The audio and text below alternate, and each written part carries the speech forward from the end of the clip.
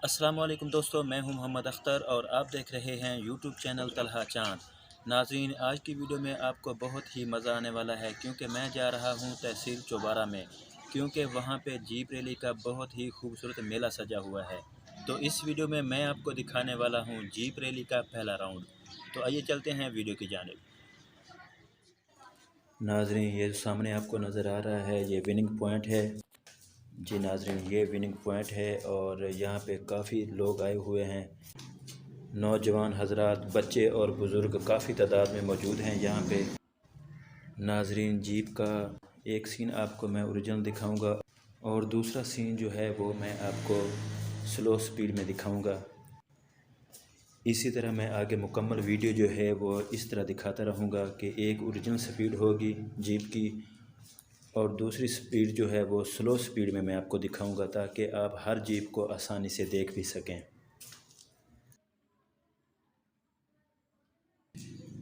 और नाज़रीन, ये देखें, ये जो ग्राउंड है उसमें पानी लगाया जा रहा है क्योंकि गर्द गुबार वगैरह जो है वो ना उठे।